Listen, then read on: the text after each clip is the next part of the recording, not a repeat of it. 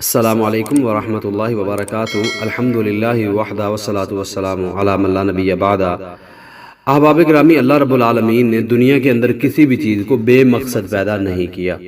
ہر چیز کو تخلیق کرنے اور پیدا کرنے کا مقصد اللہ رب العالمین نے ضرور رکھا ہے، اور کچھ چیزیں ایسی ہیں جو اللہ رب العالمین نے خاص انسان کو نفع بخشنے کے لیے پیدا کی ہیں۔ ان نفع بخش چیزوں میں سے ایک عجوہ کھجور بھی ہے۔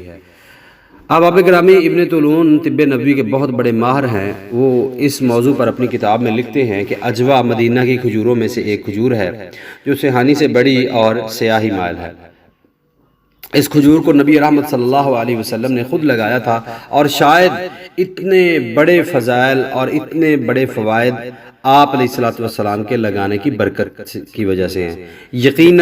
یقیناً یہ نبی رحمت صلی اللہ علیہ وسلم کے دستے مبارک سے لگانے کی وجہ سے ہیں۔ جیسے آپ علیہ السلام نے دو قبروں کے اوپر وہ شاخیں گاڑی تھی، مطلب کہ ان کو عذاب ہو رہا تھا، اللہ رب العالمین سے نبی صلی اللہ علیہ وسلم نے امید کرتے ہوئے ارشاد فرمایا، مجھے امید ہے جب تک یہ خشک نہیں ہوگی ان کے عذاب میں کمی آ جائے گی۔ احباب گرامی، اللہ رب العالمین نے محبوب پیغمبر علیہ السلام کو بہت بڑی برکات اور فضائل و مناقب سے نوازا ہے۔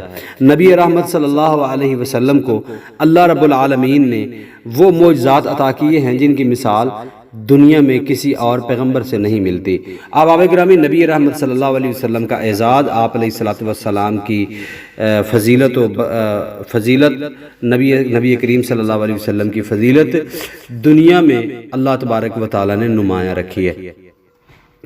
تو حضرت سعد بن ابی وقاص رضی اللہ تعالیٰ عنہ بیان کرتے ہیں کہ رسول اللہ صلی اللہ علیہ وسلم نے فرمایا، جس شخص نے صبح 7 عجوہ کھجوریں کھا لیں اس دن اس پر زہر اور جادو اثر نہیں کرے گا۔ اور اسی طرح مسلم کی روایت ہے، آپ علیہ السلام نے فرمایا، جو شخص 7 کھجوریں جو مدینہ کے دونوں پہاڑوں کے درمیان ہیں صبح کے وقت کھا لے تو شام تک اس کو کوئی زہر نقصان نہیں پہنچا سکتا۔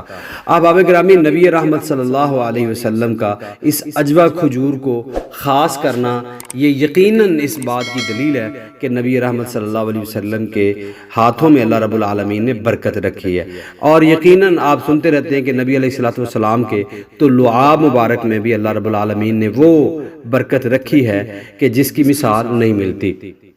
حافظ ابن حجر عسقلانی رحمہ اللہ فرماتے ہیں، اولن و مناسب یہی ہے کہ یہ خصوصیات مدینہ کی عجوہ کھجور ہی کے ساتھ خاص مانی جائیں، لیکن ایک سوال یہ آیا ہے، اس کی یہ خصوصیت زمانہ نبوی کے ساتھ خاص تھی یا اب بھی ہے؟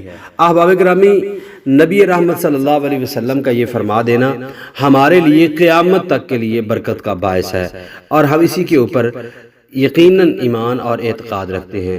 صحیح بات یہی ہے کہ یہ قیامت تک کے لیے ایک مستقل علاج ہے، اس لیے کہ حضرت سعد بن ابی وقاص رضی اللہ تعالیٰ عنہ کی یہ حدیث مطلق ہے، اس میں زمانے کی قید نہیں ہے، اور یہ صرف عجوہ کے ساتھ خاص نہیں بلکہ دیکھیں یہ بھی ایک برکت کی بات ہے۔ یہ بات صرف عجوہ کھجور کے ساتھ ہی نہیں بلکہ مدینہ کی تمام کھجوروں میں یہ صلاحیت اور خاصیت موجود ہے۔ کیوں کہ نبی رحمت صلی اللہ علیہ وسلم نے اوپر جو سعد بن ابی وقاص رضی اللہ تعالیٰ عنہ والی میں نے حدیث پڑھی ہے، اس کے اندر نبی رحمت صلی اللہ علیہ وسلم نے یہ ارشاد فرمایا کہ مدینہ کے 2 پہاڑوں کے درمیان کی کھجوریں بیان فرمایا، یعنی کہ جو 2 پہاڑوں کے درمیان جتنی کھجوریں آتی ہیں اس کے اندر اللہ رب العالمین نے برکات رکھی ہیں۔